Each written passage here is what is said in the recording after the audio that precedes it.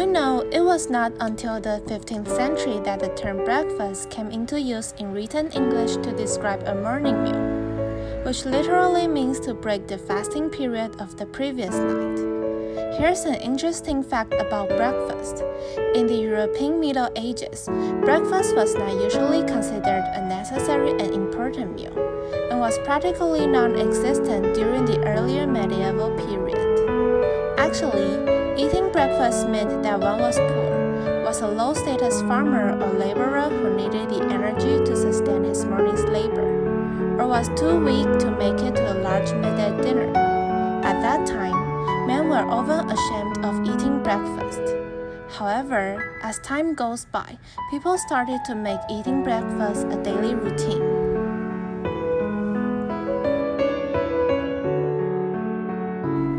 Now, every country and every region has developed their own type of breakfast due to the difference of climate, culture, and living styles.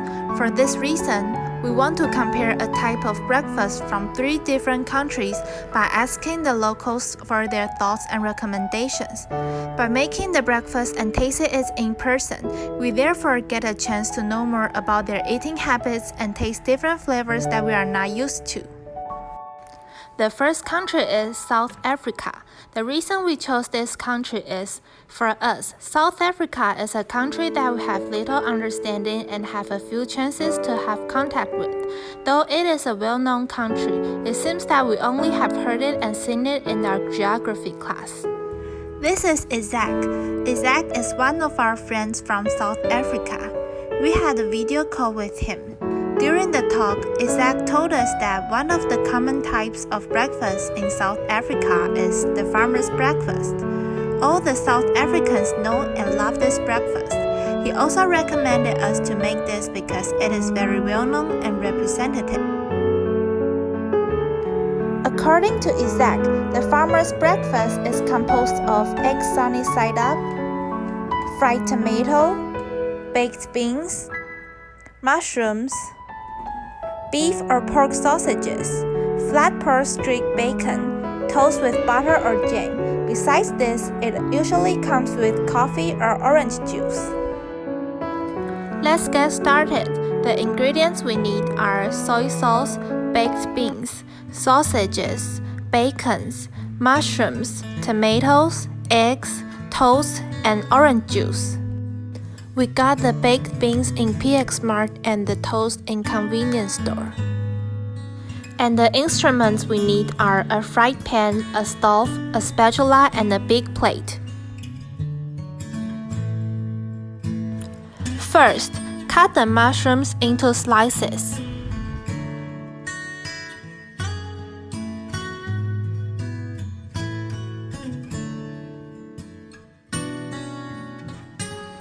Now, let's fry 2 eggs. Pour some oil into the pan. Spread the oil on it. When the pan and the oil is well heated, it is time to put the eggs in.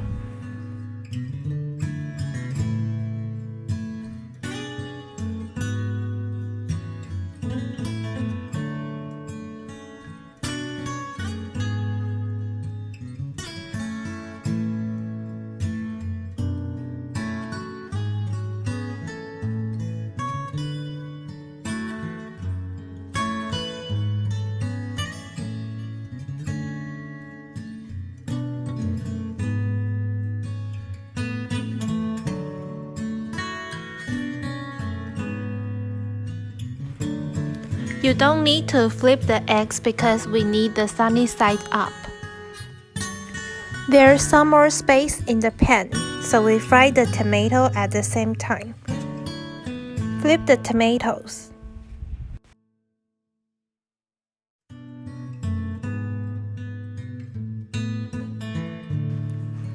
Add some salt and pepper on the eggs.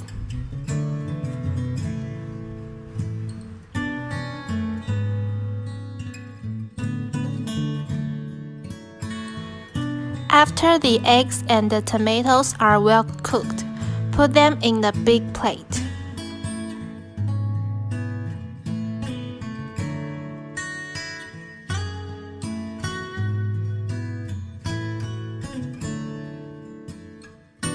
Next, fry the mushrooms. Add some oil in the clean pan and spread the oil with a spatula.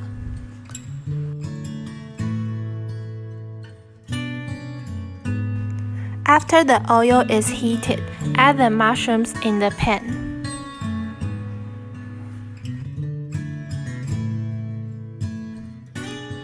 Add some salt into the mushrooms. After the mushrooms are well cooked, you can put them into the big plate.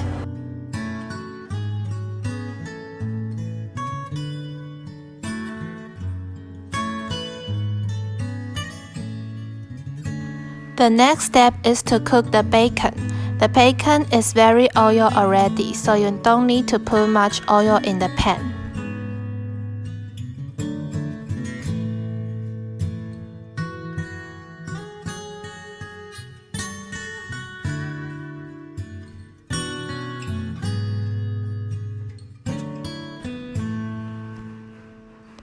Flip the bacons frequently.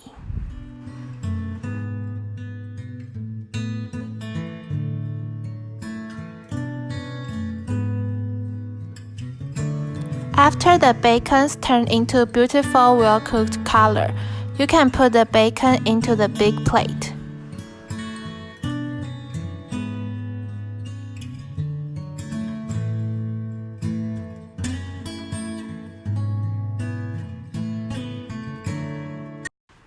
The next step is to cut the sausages into half and cook them. In the main half, put the toast with jam onto the big plate. Last, open the baked beans can and put it in the small and cute container. You can also put it on the big plate directly.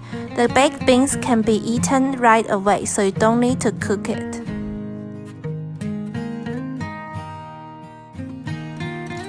The farmer's breakfast is finished. You can enjoy it with a cup of orange juice.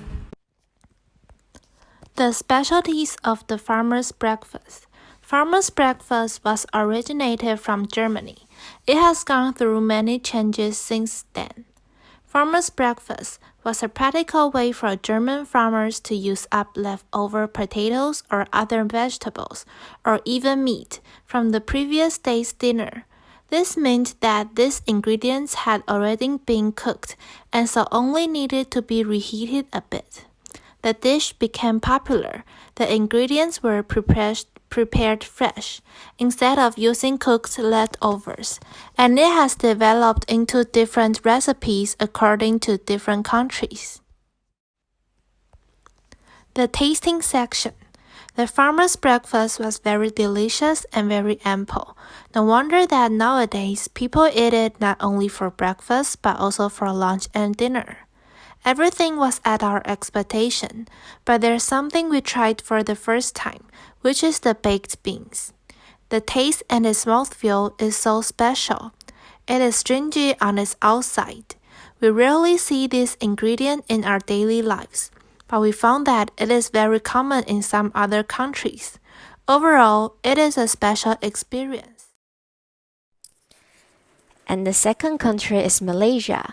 The reason we chose this country is because there are several students came from Malaysia in our class.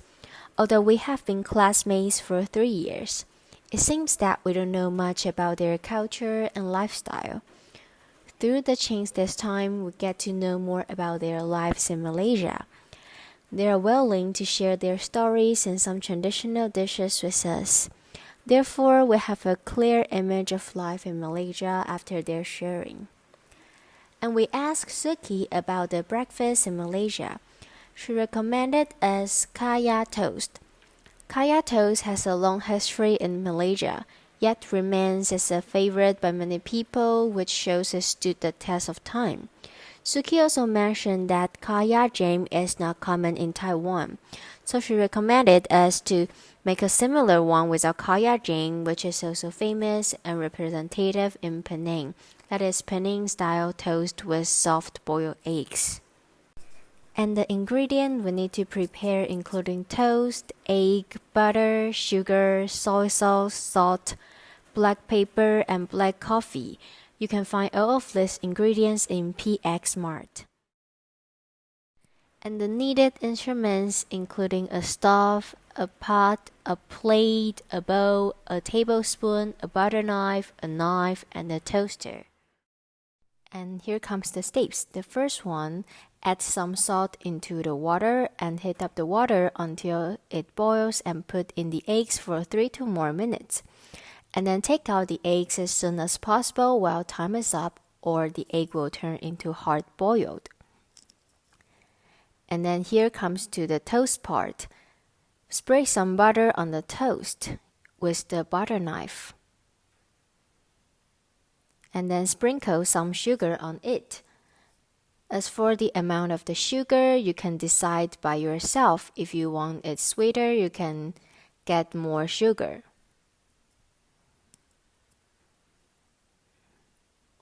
And you can also use the knife to help you. And then put the toast into the toaster until it pops out. After a while, it will pop up, and then we can cut the toast into little pieces. It will be easier for us to dip the toast in our soft-boiled eggs. Here's the toast. And then here comes to the eggs. We can add some black paper and then some soy sauce into the eggs. And then mix all of it. And then you can prepare a cup of coffee to go with the toast and the soft-boiled egg. At first, we were curious if the sweet toast could go well with the soft-boiled eggs. We never thought that we could dip the sweet thing into a salty one. Through this opportunity, we tried the special dish. Surprisingly, it was quite nice. The smell of the soy sauce kept a good balance of the sweetness of the toast and made the toast more moisturizing. The third country is Japan. The reason we chose this country, there is an exchange student who comes from Japan in our class this semester, and it is a good chance to know more about him and his country from different food cultures. Both Taiwan and Japan are Asian countries, so it is quite interesting to see the similarities and differences between Japan and Taiwan. And we also could know their lifestyles from what they eat. That is why we choose Japan as our third country to explore. Haruka said that they have 2 types for their breakfast. The first one is rice with side dishes. The second one is bread with something like jam or peanut butter. He also talked about the reasons why they have 2 types of breakfast. The first one is that the Japanese generally eat rice for dinner. So if they left rice at dinner, they will use it for breakfast the next morning. And the second one is that they were affected by Western cultures, so some people eat bread. Based on the talking with the Japanese exchange student, Haruka, we know that a traditional Japanese breakfast usually is composed of a bowl of rice, a bowl of miso soup, fried fish, and natto. The ingredient preparation: rice, raw salmon, natto, seasoning bag of miso soup, oil, salt, and scallion.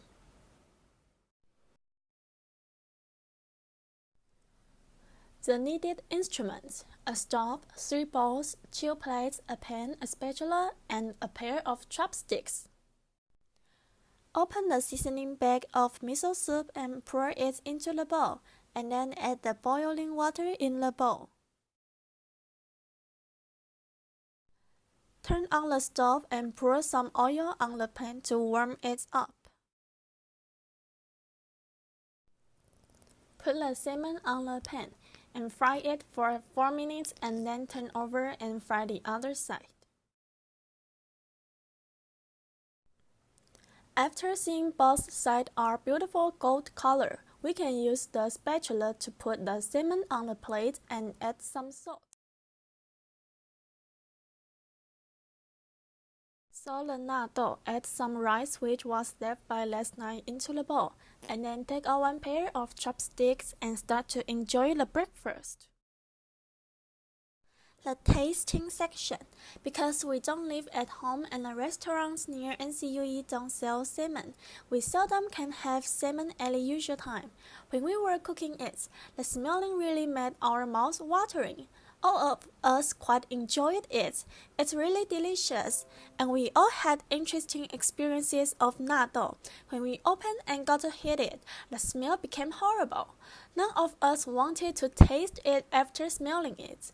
But for the exploring spirits, we decided to give it a try. Its smell just stayed in our mouths for a long time. It's hard to imagine the Japanese like it so much, and miso soup is tasty.